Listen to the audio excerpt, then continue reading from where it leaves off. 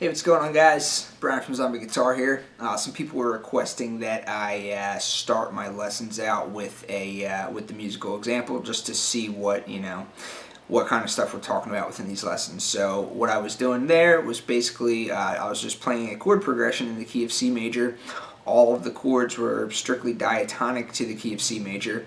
However, I was throwing in some augmented chords to kind of add interest to what you were hearing. All right, so the last few lessons I've been talking about throwing in some non-diatonic notes or some non-diatonic chords in order to spice up your chord progressions. So this is yet another lesson which talks about that same topic.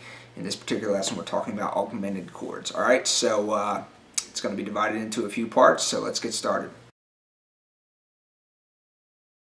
Okay, so what is an augmented chord? Basically, an augmented chord is simply a major chord, a major triad, root, third, fifth, but the fifth is sharpened by 1/2 step, okay? So if you were to play a C major chord, the notes would be C, E, and G. If you were to make that into an augmented chord, the notes would be C, E, and G sharp. Okay, you're simply just raising the fifth by 1/2 step. Alright, so you can take any major chord and you can augment that major chord simply by raising the fifth 1/2 step. Okay, so how to play augmented chords on the guitar. So basically, if you know your caged system, you can take the various different cage shapes and you can, try and come up with your own augmented chords. Alright, so all I have to do is just take a major chord, determine where the fifth is, raise the fifth degree by 1/2 step, and whatever finger arrangement it takes to do that, you can go ahead and do that. But I'm going to just give you two shapes that I like to use when using augmented chords. That they're not super easy to play, but they're the ones I use and they're the ones I'm used to. Okay. Anyway, say you take a major chord, like you take a C major bar chord, for example. Okay, you could just play the high 4 strings of that particular chord, and it would be a C major chord. Okay, so in order to play an augmented chord, you're going to want to, the fifth is right here on the B string. Okay, you're going to want to figure out how to make that fifth 1/2 step higher. Alright, so the way I like to do that is to replace my third finger with my pinky, and then take my third finger, which is now free, and playing that note right on the B string right there. Okay, so you're basically going from this to this.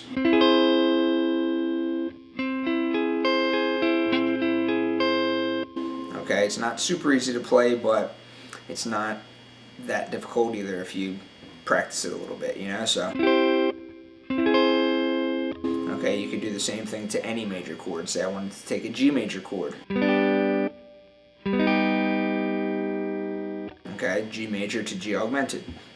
Alright, so that's one shape. Okay, and then the other shape for augmented chords that I like to do essentially comes from just a basic understanding of your caged shapes. So if I were to take the C major chord, played in the, played as a bar chord rooted on the A string, okay, play that's otherwise known as the A shape of that particular chord. That is also connected with the G shape of the cage system, so you could play a C major chord like this. Okay, so basically I just take this little 3-note area right here. Okay, there's 3 notes come right from the C major chord no matter what shape you're playing. Okay, and that's your root, third, and then your fifth. Okay, so knowing that that's your fifth right there, you're going to want to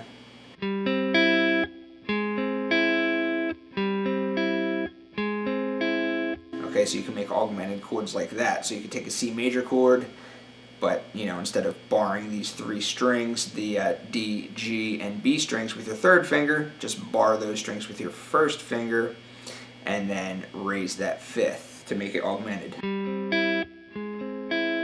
Okay, and then you could add your other fingers up here if you want. Okay, so that's the kind of stuff I was doing in the beginning. So that's basically just a mixture of the A shape of a major chord and the G shape of a major chord, figuring out where the fifth is, and then adding that fifth in order to make your augmented chord, okay? So you can do that with any major bar chord, just as all chords on the guitar are movable. So those are the two shapes that I like to do with augmented chords, all right? And that's exactly the shapes I was using in the beginning for the the intro I did. All right, so with that said, let's go on to the next part. Okay, so how to implement augmented chords into your chord progressions. So basically, there's surely more ways to do this than just what I'm going to explain in this video, but some common ways are you would take a major chord and then follow that major chord by the same chord, only with the augmented fifth. So C major to C augmented, or G major to G augmented, or A major to A augmented. Okay, so whatever chord it is, you then follow that by its augmented version. Or you can go backwards, starting on the augmented and then landing on the major chord, such as, or, okay, so you can do that, and then you want to follow that movement by either the 4 chord of that particular key or the 6 chord of that particular key. So if you're looking at C as your 1 chord, you may want to do something like C followed by C augmented, followed by either the F chord or the A minor chord, okay, because F would be the 4 chord and A minor would be the 6 chord, okay, so C to C augmented to F, or C, C augmented to A minor. Okay, so either the 6 chord or the 4 chord likes to follow that particular movement. Major chord, augmented version of that major chord, followed by the chord that is either a 4th above or a 6th above, okay? So that's basically what I was doing in the beginning, okay? I was basically just going from, I was playing the C major like this, kind of using, a little bit of the A shape of the C major chord, and then I was kind of just walking to the augmented, okay? And then going to the A minor, which would be the 6th chord of C, okay? Okay, and then I moved down to the D minor, which is in the key of C. I then moved to the F major, which is in the key of C. Went back to the D minor. Okay, and then I went to the G chord, which is also in the key of C. That would be the 5 chord in the key of C. And then I followed that with an augmented version of the G chord, which led me right back to the C. Okay, or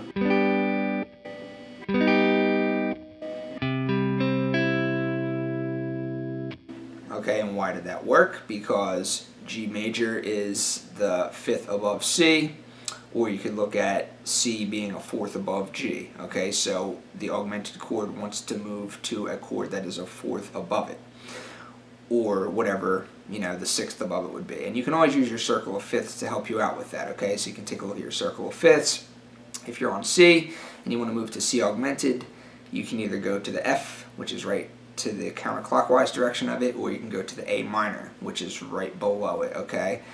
And then if you're on the G chord, okay, I just went to C. C is directly in the counterclockwise direction of G, and therefore it's the 4th away from G. Okay, so hopefully this is making sense. I'm just using all chords in the key of C major, C major, A minor, G major, D minor, F, all right in the key of C major. However, I'm showing you how I'm able to implement these augmented chords into that key, okay?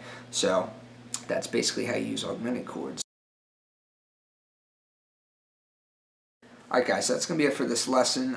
There's a few more things I want to talk to you about regarding augmented chords, but I'm going to save that for a future lesson that's going to actually be coming very soon, regarding augmented chords and fully diminished chords, and how there is actually in reality there's only 4 augmented chords and there's only 3 fully diminished chords, okay?